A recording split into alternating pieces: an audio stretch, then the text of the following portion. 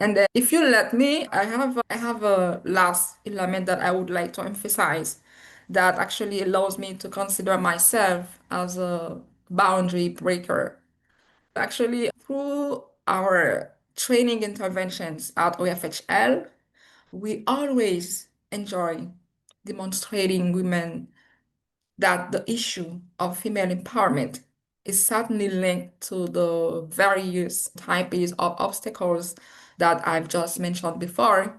But one of the biggest barriers can be also found in a woman's immediate environment.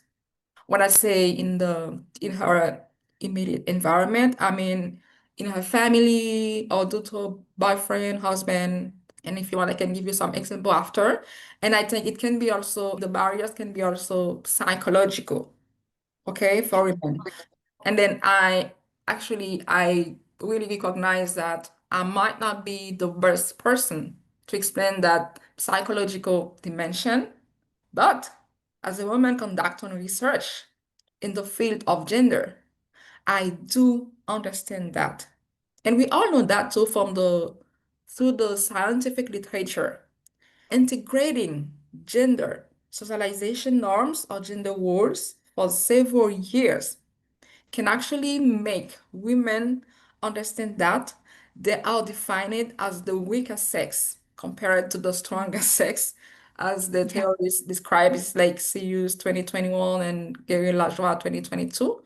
And if they don't find some support, though they can actually take they are actually weak as they integrated the norms. And then I don't want to be long, but I actually heard a therapist talking about the subject like that. And I finally understand that the patient has a key role to play in his treatment. A minimum of awareness is actually needed to begin the recovery process. And then in this sense, I really find your podcast so interesting in addressing topics related to barriers overcome by women, welcoming Mhm. women from different sectors who come to explain these barriers and how to remove them from the path. So, Yeah. congrats for your show. I think it's very interesting by talking about barriers of women and how to overcome them. Yeah, absolutely.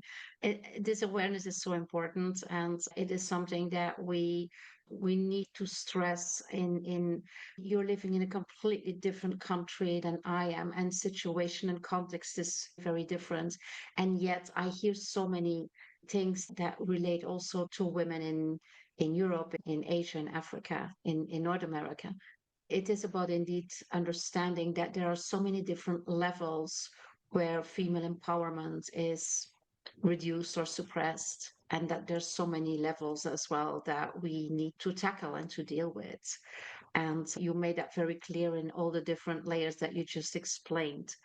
My, what I'm asking myself, Stephanie, is why did you start this? Because I see a lot of us being aware of this, but not doing anything with it. Showing up, speaking up, organizing these things together with others, setting these things up and having the conversations with politicians or people that can change the rules or bend the legal rules, people that can take care of education. How did you start that? What was like the trigger to say, yes, I will stand up and I will speak up?